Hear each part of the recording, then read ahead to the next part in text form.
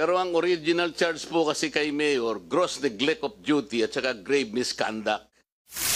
Bakit po kaya simple neglect of duty and simple misconduct lang ang naipataw ng Ombudsman? Siguro po, talk about Section 20 of the Local Government Code.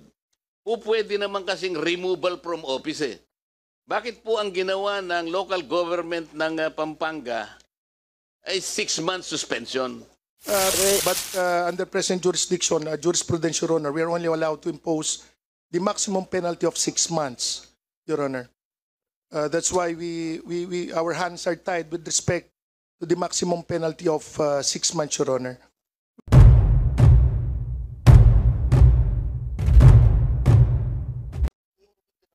Ngayon po, Mr. Chair, wala kasi ang ombudsman sapagkat sinabi nga nila hindi sila makakapag-attend dito. Pero ang original charge po kasi kay Mayor, gross neglect of duty at saka grave misconduct under Section 3E, Republic Act 3019, Anti-Graft and Corrupt Practices po ito. Ngayon, gusto ko po sanang itanong, with all due respect sa ombudsman, bakit po nung mapatawan po siya ng 6 months suspension, ay naging administratively liable lang siya for simple neglect of duty and simple misconduct. Ito sana yung, kaya po tayo dumidinig dito, Mr. Chair, sapagkat tinanggap na po na there are 12 requirements necessary for them to evaluate whether or not they will reclassify the land. Pero wala, inamin po nila, bakit po kaya simple neglect of duty and simple misconduct lang ang naipataw ng ombudsman? Siguro po, bibisitahin po natin siguro, Mr. Chair, sa mga susunod na araw, baka pwede nating isuggest na i-amend natin ang charter ng ombudsman. Anyway, Congressman Marcoleta, your point is duly noted, and we'll write a letter to the Office of the Ombudsman with regards to that. And actually, question of the issue with regards to reclassification, ito din pong nangyari doon sa Mexico, Pampanga. Yung mga conversion ng lupa na walang specific requirements. And in fact, in this issue with regards to the Mangaron property, may sulat po dito, we have just received a letter coming from the Department of Agrarian Reform and DNR na indeed wala ngang certificate of conversion. So it confirms the allegation, Kong Dante. Please proceed. Ang binabanggit ko po, I'm referring to Section 60, Chapter 4 po ng Disciplinary Action. Ito po sa charter ng Ombudsman, Mr. Chair.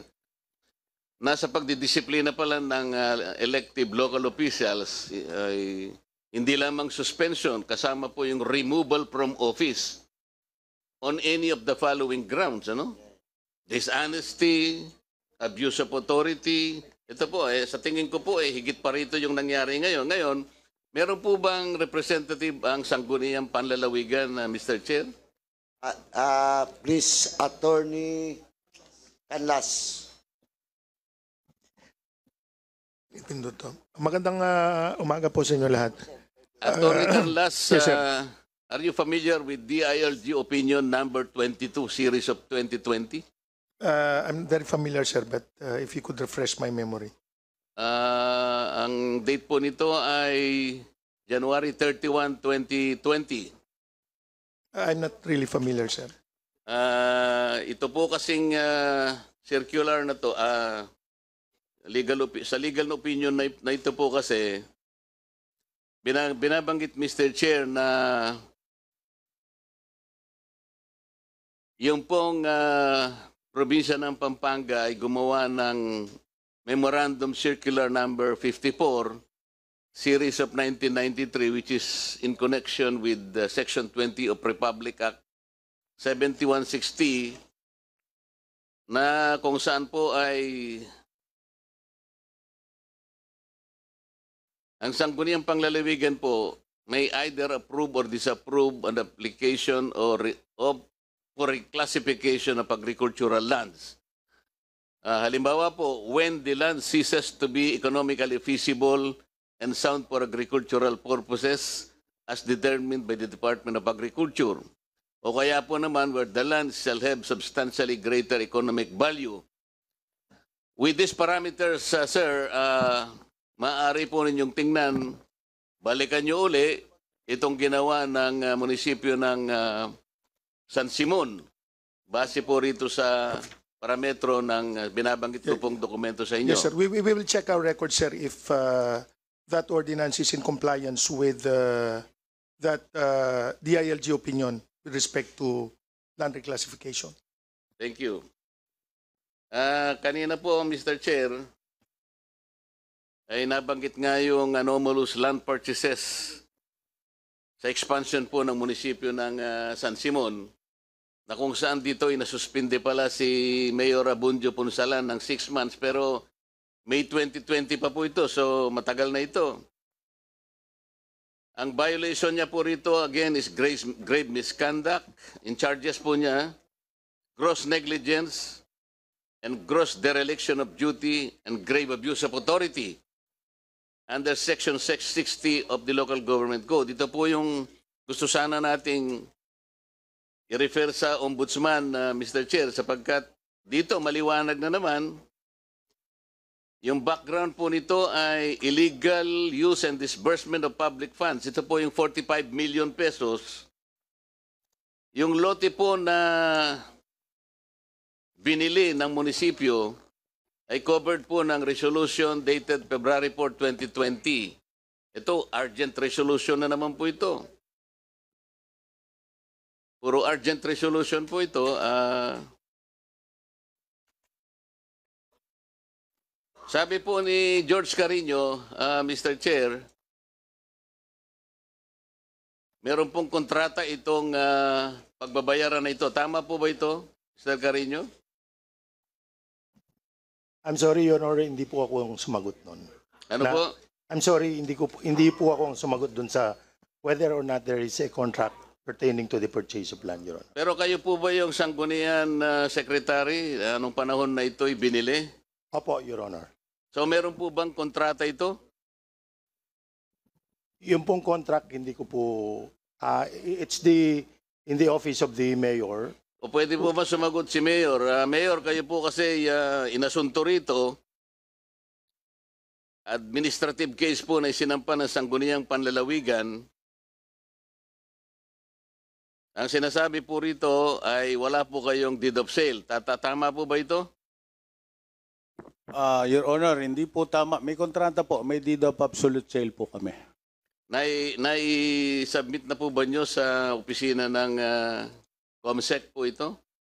Hindi pa po yata. Pero sa Sangguniang Bayan Panlalawigan po, na-submit yan kasi na-penalty po ako ng 6 months yan for my administrative. Kasama po yung, meron pong corresponding voucher po ito ng sale? Yes po, meron po. Kompleto po. Meron pong certified true copies ng titles? Meron po. Magsasubmit po kami ulit kung Meron kailangan. pong authority of sale? Meron po at ratification Merong po. appraised market value? Independent po, hindi po government. Ano po? Independent appraisal po yung aming Oo nga, pinagbasihan. lahat po ng itong sinasabi ninyo, inai-submit po ninyo sa COMSEC? Hindi pa po, hindi pa. Kanino po nyo sinubmit? Sa Sangguniang Panlalawigan po during the hearing of the case.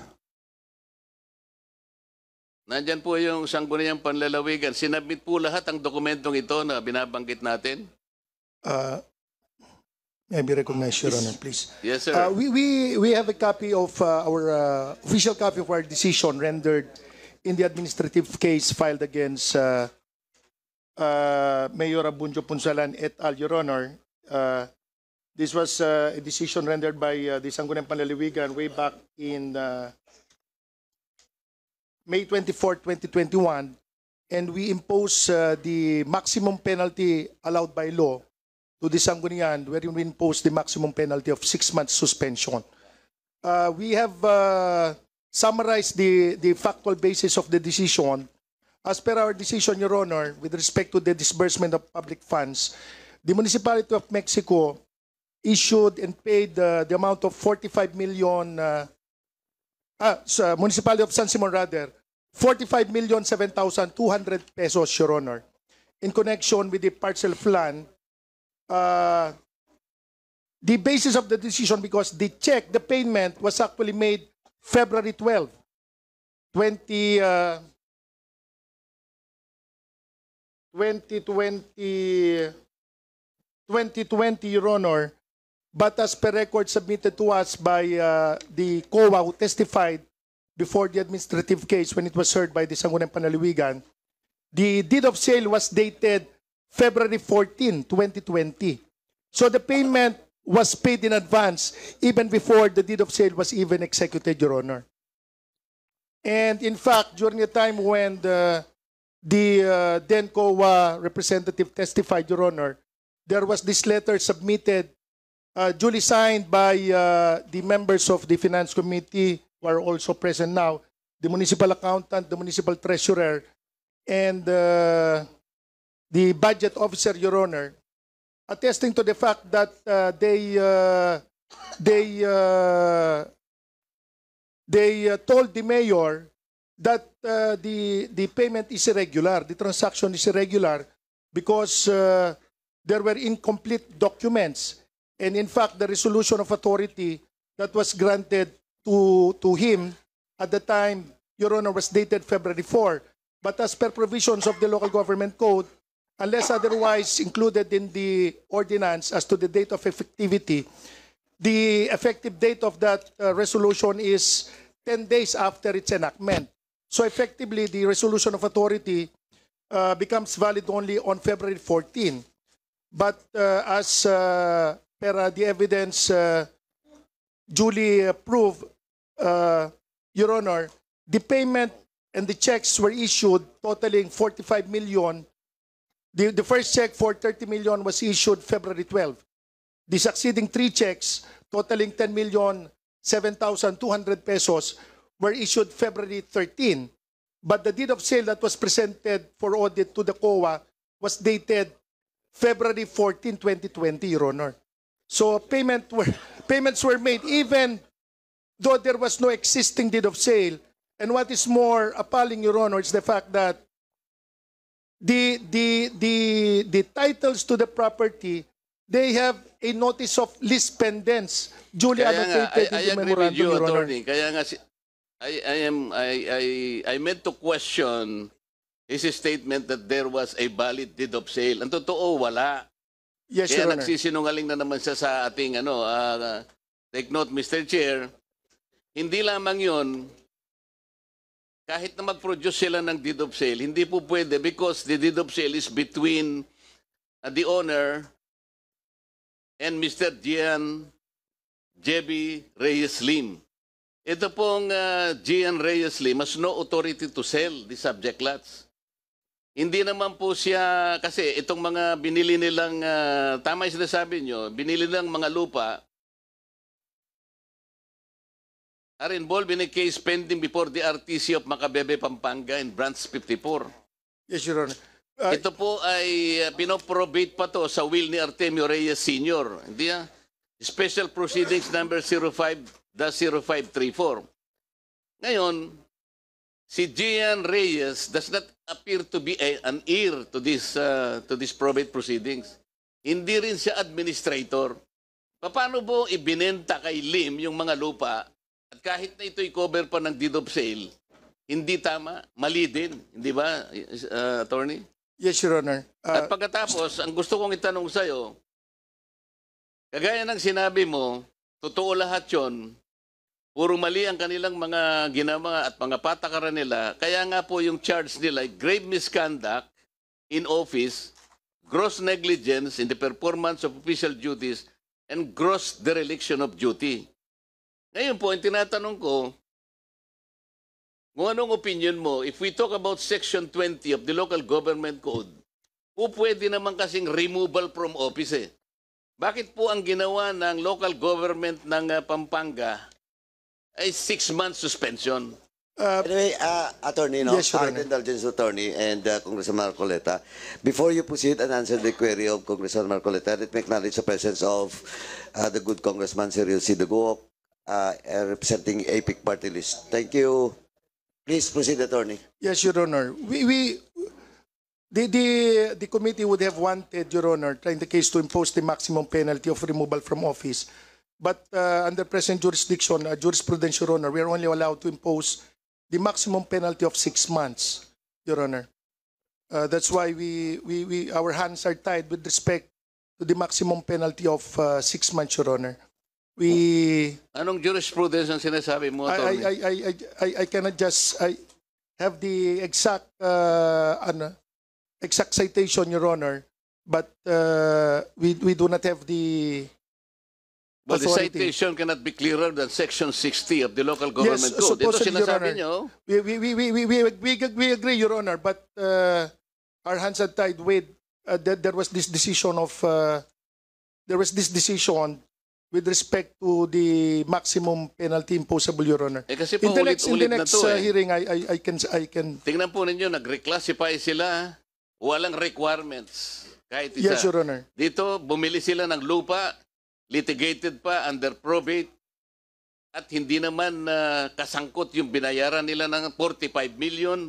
Hindi pa po nyo na-appreciate itong nakalagay rito. Removal from office, Section 60, ang sinasabi po rito, abuse of authority is one of the grounds. Yes, Your Honor. I perfectly agree with you, Your Honor. But we are constrained by existing jurisprudence, Your Honor. I can cite the jurisprudence, but not today because I have to check the exact citation, Your At Honor. sinasabi niya, you were limited only to 6 months? Yes, Your Honor.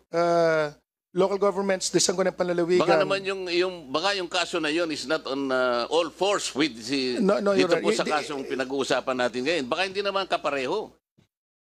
Baka yun naman hindi Yes, ganito. hopefully that through this committee that could be clarified as well, Your Honor, so that as in the local government units over which we have administrative disciplinary powers, Your Honor, can be cleared as to really the extent of the penalty that we could impose on the erring public officials, Your Honor. Anyway, Attorney, the query of Congressman Marcoleta was addressed to the governor's office sa inyo po. Yes, Your And you promised that in the next hearing you will explain with regards to Yes, Your the Honor. jurisprudence Yes, Your that you're Honor. mentioning. Yes, Your So Honor. anyway, Can we furnish the committee Yeah, copies yeah, of so that no. we haven't forwarded copies, I think, of the decision to the ombudsman. Please submit to Yes, Your this Honor. committee. Thank you, Your Honor. And please, on the next hearing, please prepare the Yes, Your Honor. query with regards to Opo. issue of jurisprudence. Yes, dun Your sa Honor. Penalties. Opo. Congressman Marcoleta, are you done? Pagbigyan ko na muna yung mga Okay. ibang kasama Yes. natin. Before